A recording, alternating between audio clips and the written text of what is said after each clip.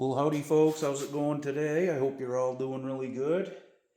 Well, me and Gibson are out in the shop here. We're going to do some fret work on this acoustic here. Aren't we, buddy, huh? She's time to go to work. He's been climbing all over the bench this morning trying to get me going, so here we go. Okay, folks, well, today's patient is this old Harmony that belongs to my friend Dan. This was his first acoustic, and the top's kind of sunk down in it. I'm working on it. I've been wetting it down and clamping it and trying to straighten it. It's not at the bridge. One viewer did recommend putting a bridge doctor in, but the issue's not here. It's more here. Like, I don't know if you can see this, but it's tough to get it on camera, but the fretboard extension goes downhill quite a bit. I'm gonna fix it though. It's just gonna take a little bit of time and patience. That's all. But for now, what we're gonna do is we're gonna pull the fret wire out of here.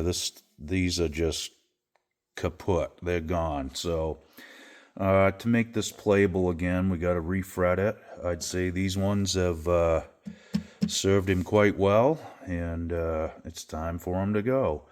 Okay, so what we're going to do is I'm going to heat these up. I don't know if they're glued in or not, but I've got this soldering iron that I've pretty much just basically made it just for fret work. So I've grooved the end of it out, so I'm able to, well, it's hard to do it with one hand, especially left-handed, but that way it'll sit on the fret wire while I'm heating the fret wire up without slipping off and getting into the fret markers and that kind of thing.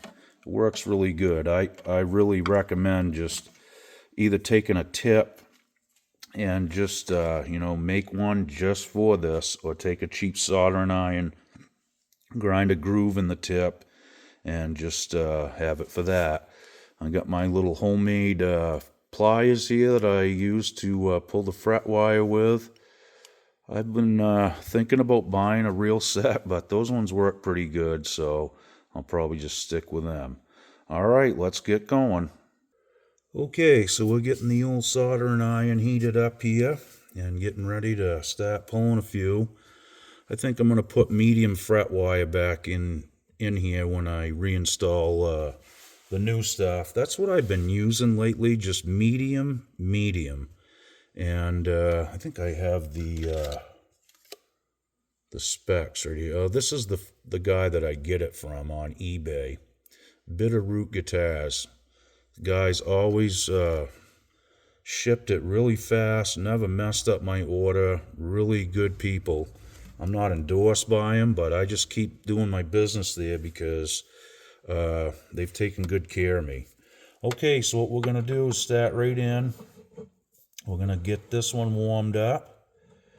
Again, that's where that groove comes in. Now, it still can slip off there, and that's just part of it, but this will keep you on the fret wire a lot better than just having a straight blade, because you'll be slipping off it constantly. On an old guitar, it's not such a big deal, but if you're refretting something that's of value, or it's in really mint condition, or it has, like big block inlays or binding as well, if you touch that with your soldering iron, it's over. It's gonna melt it right there in front of your eyes, trust me. So, you got to really be careful, and that's why I ended up doing this to this soldering gun. Okay, so let me get that out of your way. Set that over there. So we're just going to start out on the end here. It's been a long time since I've done any fret work. Can't say that I missed it. And these ones are really, really low, so they're going to come out kind of dry. All right, once we get them started, though, we should be good. Boy, that one there, okay, here we go. It's just getting them to start lifting so your pliers can get under there, and then you just kind of chase it across like that.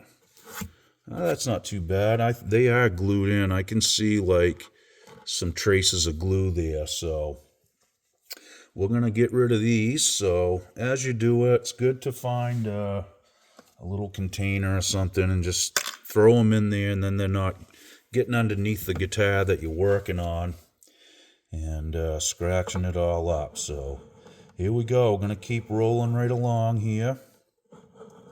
This is a kind of a boring and tedious little procedure, but it has to be done, and you can't look back. If you want to play these, then you have to refret them. It's like putting tires on a car. Yeah, it'd be nice to have a vintage car with no miles on it, the original tires, but that just says that you probably didn't enjoy it at all because you didn't drive it, right? Okay, these are coming out pretty good, so that's a plus. Sometimes they don't. Sometimes, depending on the glue that they used, usually hide glue or fish glue is what is usually common, but I've seen epoxy, super glue. I don't know what they use over in Japan, but I know the Japanese-made acoustics can be a real bear. I don't know what the glue is, but I know people that refuse to do a neck reset on a Japanese guitar like a Yamaha or Gibson's too. A lot of guys will charge you more to reset a Gibson neck because they're such a pain. And there's always some little hidden things sometimes with Gibsons that you can run into. I've seen, there was one period when Gibson was, what they would do is they would have a dovetail, right? They'd set the neck on and then put the top of the guitar on, and then cover up that dovetail and then fretboard over it. I mean, a really stupid design, and you have to basically chisel on each side to get probes in, and that's why guys do not want to mess with Gibsons. For the most part, Gibson, I've found they stay pretty good, really, as far as neck resets, but it can happen. Seems more common on Martins and whatnot than Gibson, but you never know what you're going to run into. That's just how this goes. Now, these ones probably aren't too bad. I'm not even sure where this was made. I don't know if it actually says it anywhere on the guitar. I haven't really looked. My friend told me he paid like $50 for this when he bought it new at Service Merchandise. I can remember going into the Service Merchandise store. We had one here in Maine. I had a couple in Maine, but the one I used to go to, you would go back into the stereo section, and they had guitars hanging there. They'd usually have, 10 or 15 guitars, some real cheap amps, that kind of thing. But it was cool just to be able to go in and look at them, Mostly Harmony, that kind of stuff was sold there. Court, maybe, was another one.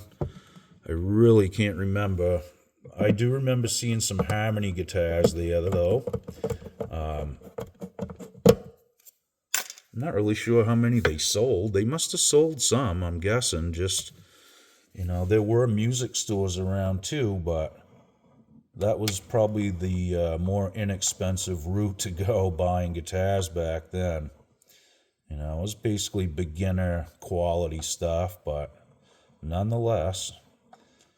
So that's where this came from, was Service Merchandise, and like I said, my friend told me he paid like $50 for it. He's definitely got his $50 worth out of it. I've got $50 worth of it out of this guitar myself, playing it over the years, I'm sure. I mean, sometimes the value is really more in how much you enjoy it, more than what you paid for it. At least that's my opinion. I'm going to try to change up the camera angle here a little bit for you folks. Okay, let's try that for a minute. It's tough to do this kind of stuff and keep in mind that I'm actually shooting a video for people to watch. It can be a real pain sometimes, just having the camera in the way, trying not to get in the way of the camera with my hands, and I do my best, folks, but it's not easy. It'd be really convenient just to have somebody filming this, and then I could just do what I do and not screw up the video so bad, but it is what it is. Okay, them are coming out a lot easier than I thought, really. Now, when we get down on this end of the fretboard in the first position where all the wear is, those ones are going to probably come out a little harder just because they're low and they've got a lot of wear on them. I think I measured these in a previous video when I first took this guitar in, and I think the fret wire was down to like 20 thousandths, in height I'm talking. And that's really really is about as low as you can go and still actually play it. Much lower than that, and it's just, they buzz really bad. It's just really time to replace them. So again, this guitar has been played a ton, and like we used to call it the Bumblebee because it did buzz pretty bad. So we didn't know how to fix anything back then. We didn't even know where to order fret wire back then. So we just played them and played them and played them, and it's cool that these things are still around. I know they're not super valuable, but it's your first guitar. That's quite a thing just to still have it in your possession. I know a lot of people regret not keeping their first guitar, but I know how it is. Sometimes that's how you kind of advance to a better instrument, was by trading yours. So we've all been there. But I do have my first acoustic and my first electric, and my friend Dan does too. We actually have matching black and white Stratocasters. That's what we started with. Squiers. His is a good one though. His is made in Japan. It's really rare too. It's got a lock-in system on it, and it's stamped Fender. All the parts on his are Fender stamped.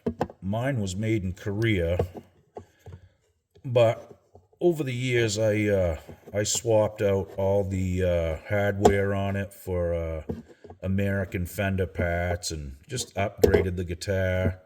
Put a 2-point trim system on mine, and I left the pickups in it though. The pickups were always really good. They were kind of hot, so I left those. And again, those Stratocasters have been played to death. I mean, I've worn 2 necks out on mine, and I just actually refretted the original one not too long ago. Still have it. I may throw it back on the guitar someday, but the neck that's on it now is treating me pretty good, so I'll probably just kind of leave it alone until that one needs some work, and we'll probably have to refret that one someday too. Okay. So I hate to pry up on these things, but sometimes that's the only way you can get them to start. And then once they start lifting, you just slide your pliers a little bit and then take a bite. And that just kind of pries the fret wire right up as you go. And they come out pretty easy that way.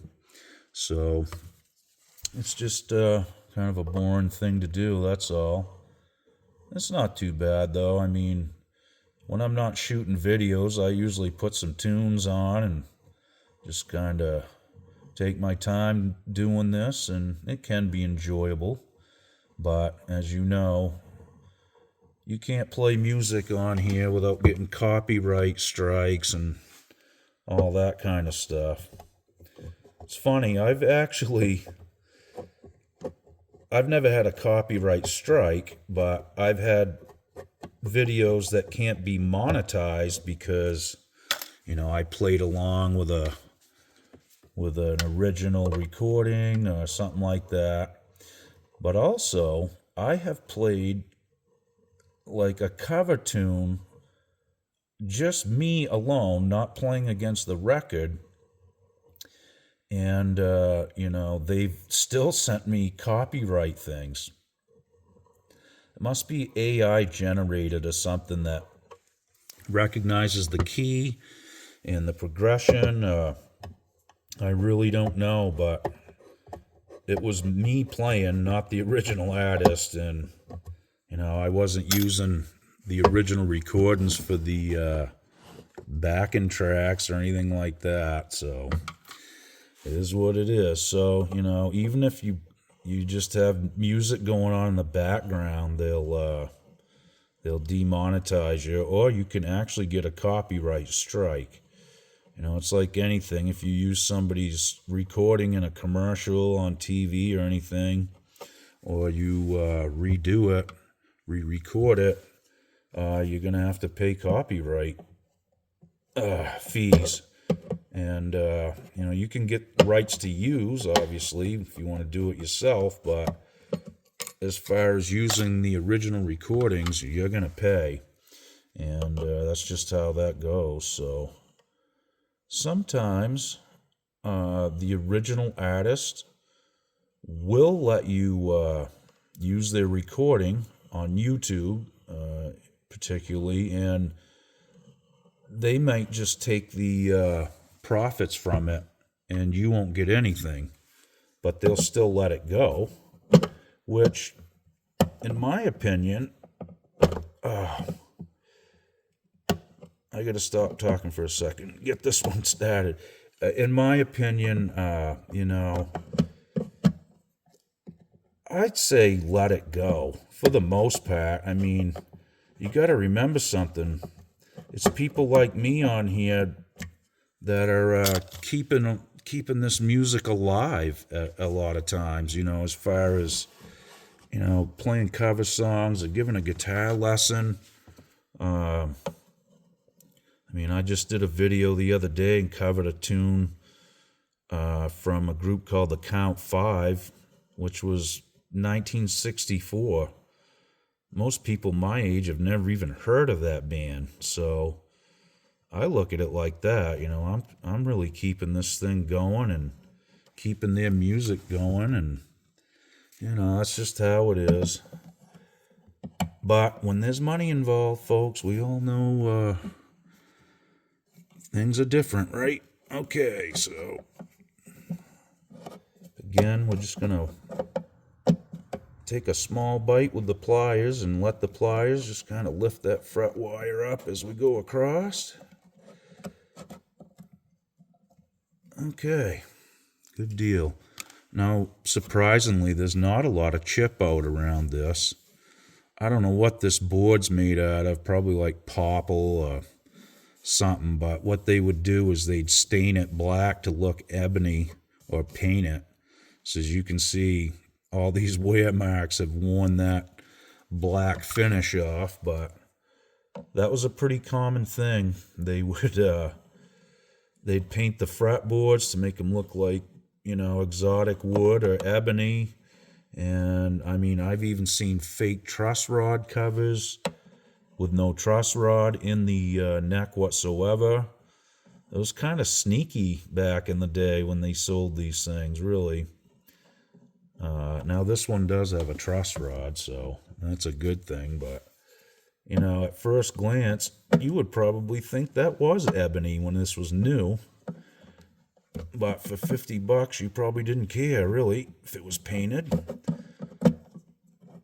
I'm sure $50 was all the money in the world to him when he bought this, you know. That was a lot of money back then, really. Especially for a young kid, you know, without a job. I'm sure we've all done it, you know, save your money up to buy a guitar or an amp. You know, like I said, a lot of guys traded their first guitars and amps because, you know, they just wanted to upgrade. So that was a pretty common thing. And then you could go buy a used guitar pretty cheap. And that's what they called them, used guitars, old guitars. They were not saying vintage or collectible or anything like that back then. So eventually, though, I guess it did catch on with the like the Burris and a lot of the older guitars. I mean, guys just finally figured out that they were good instruments, and they were hard to get because, well, I mean, like a Burst, because they only made them for a few years, 3 years, and then they didn't make them for like 8 years or whatever it was. So I guess that's kind of one of them things. When you can't have it, you want it more. But I do remember seeing older guitars like that. I mean, in the 80s, Bursts were, you know, 10 grand, even cheaper. They were just used, but they were starting to say vintage then. So that's kind of where it started. But it's like anything. If you got enough money and enough ego,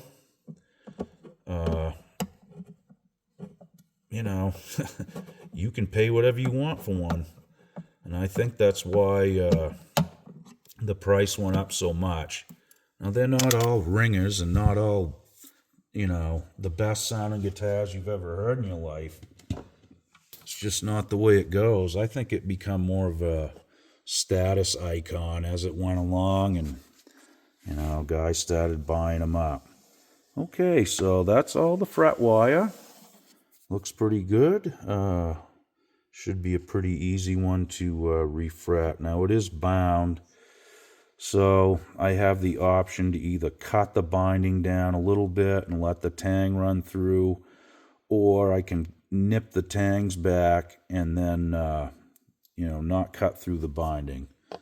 So I think what they did originally, I know that's probably not in focus, but you can see the line right there, okay?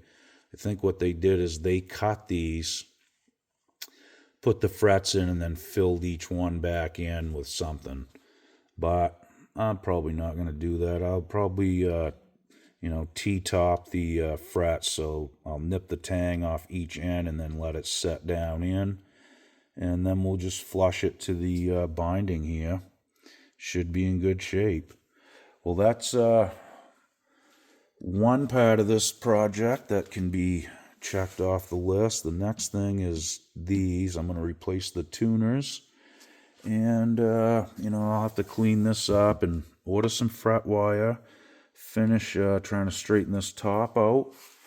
And we should be pretty good, really, once we get that done. It's not as bad as I thought. I thought this was going to be a nightmare at first, but I'm pretty sure I can straighten this out quite a bit. The new fret wire is going to help a lot too. Even if I can't get all this dip out of the top, a little taller fret wire is definitely going to make the playability a lot better. Well, all right, folks, I know this one's getting a little long here, and I don't want to bore you too much. So we'll be back again on the bench on this one. Still have quite a bit of work to do to it, and I'll shoot some more videos along the way. And I hope you guys enjoy the rest of your day. We'll see you real soon. Be good. Okie doke.